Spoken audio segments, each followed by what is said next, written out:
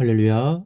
사랑하는 대강의 가족 여러분, 오늘 하루도 하나님의 말씀과 동행하는 삶이 되길 소망합니다. 오늘 함께 나눌 하나님의 말씀은 열왕기하 21장 10절에서 16절 말씀입니다.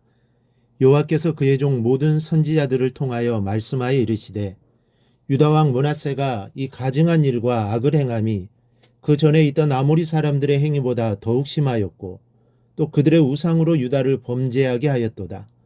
그러므로 이스라엘 하나님 여호와가 말하노니 내가 이제 예루살렘과 유다에 재앙을 내리리니 듣는 자마다 두 귀가 울리리라. 내가 사마리아를 잰 줄과 아합의 집을 다림보던 추를 예루살렘에 베풀고 또 사람이 그릇을 씻어 품같이 예루살렘을 씻어버릴지라. 내가 나의 기업에서 남은 자들을 버려 그들의 원수의 손에 넘긴즉 그들이 모든 원수에게 노략거리와 겁탈거리가 되리니 이는 애굽에서 나온 그의 조상 때부터 오늘까지 내가 보기에 악을 행하여 나의 진노를 일으켰음이니라 하셨더라. 므낫세가 유다에게 범죄하게 하여 여호와께서 보시기에 악을 행한 것 외에도 또 무죄한 자의 피를 심히 많이 흘려 예루살렘이 끝에서 저 끝까지 가득하게 하였더라. 아멘. 므낫세 왕이 우상을 성전 안에 세우고 심지어 자기 아들을 불에 태워 신에게 바쳤던 악행을 저지르게 됩니다. 이 므낫세의 죄는 날이 갈수록 사악해져 갔습니다. 11절을 보면 여호와께서 모든 선지자들에게 말씀하시기를 유다 왕 므낫세가 이 가증한 일과 악을 행함이 그 전에 있던 아모리 사람들의 행위보다 더욱 심하였고 또 그들의 우상으로 유다를 범죄하게 하였도다 하셨습니다.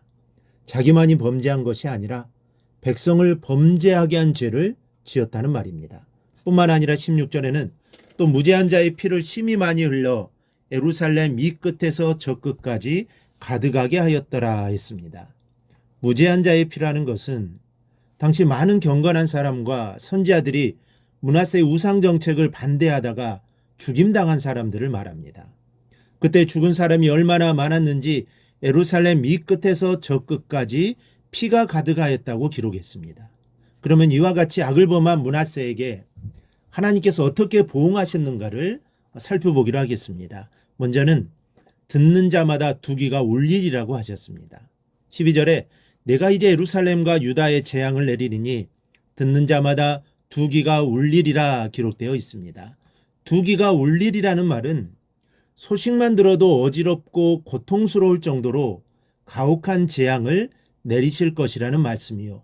소문만 들어도 공포에 떨 것이라는 말씀입니다. 하나님의 재앙이 어느 정도로 무섭게 임할 것인가에 대해 짐작할 수 있는 말씀입니다. 이와 같이 회개할 줄 모르는 사람에 대한 하나님의 심판은 피할 수 없음을 깨닫게 하시는 말씀입니다. 두 번째는 예루살렘을 씻어버리리라고 하셨습니다. 13절에 사람이 그릇을 씻어 엎음같이 예루살렘을 씻어버릴지라.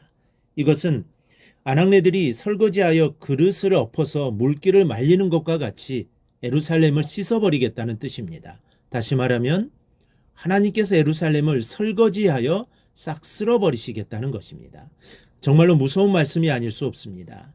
그래서 스바냐 선지자는 이렇게 회개할 것을 권고합니다. 수치를 모르는 백성아 모일지어다 모일지어다. 명령이 시행되어 날이 겨같이 지나가기 전 여호와의 진노가 너희에게 내리기 전 여호와의 분노의 날이 너희에게 이르기 전에 그리할지어다. 하나님의 재앙이 임하기 전에 빨리 회개하라는 말입니다. 그럼에도 불구하고 므낫세와 유다 백성은 회개할 줄 몰랐고 결국 하나님의 진노는 설거지하듯 모두 엎어버리겠다는 재앙으로 임하고 마는 것입니다. 이것이 바로 회개하지 않는 자의 종말입니다. 또 하나는 대적에게 노략과 겁탈이 되리라고 하셨습니다. 하나님의 재앙은 한순간만 임하는 것이 아니라 계속하여 고통을 주겠다고 하십니다.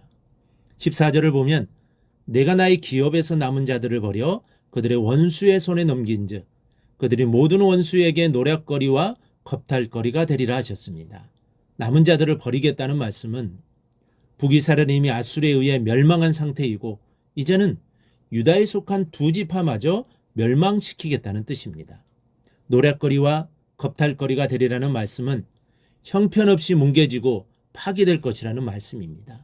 이제는 북이스라엘에 이어 남유다까지도 모두 패망하게 되었습니다. 그 원인은 오직 하나입니다. 하나님을 버리고 우상을 섬긴 죄, 그리고 회개하지 않은 죄. 이것이 바로 멸망의 원인이요, 이것이 바로 재앙의 불씨가 된 것입니다. 죄는 그것을 가까이 하는 자를 반드시 파멸로 이끌어갑니다. 물론 우리가 어떤 죄를 범한다고 해서 당장 하나님의 심판이 임하여 파멸에 이르는 것은 아닙니다. 이스라엘이 출애굽 직후부터 계속 하나님께 범죄하였고 그때마다 하나님의 징계를 받기는 했지만 파멸에 이르지는 않았습니다.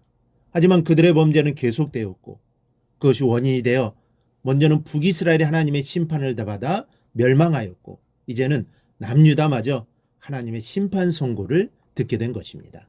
이렇게 죄는 그것을 버리지 않고 남겨둘 때 우리로 파멸에 이르게 합니다. 그러므로 우리는 죄가 우리 안에 머물러 있지 않도록 해야 합니다. 우리는 죄를 버리고 가까이 하지 말아야 합니다. 여러분, 죄는 버리지 않고 우리 안에 그냥 놔두면 자라는 습성이 있습니다.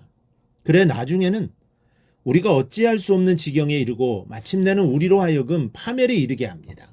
여러분, 이 죄는 암세포와 비슷한 속성을 지니고 있습니다. 암세포는 처음 발생하였을 때 대수롭지 않아 쉽게 발견되지 않습니다. 몸에 아무런 자각 증상도 느낄 수 없습니다. 그러나 그것이 점점 자라서 자각 증상을 느낄 때쯤 되면 더 이상 손을 쓸 수 없게 됩니다.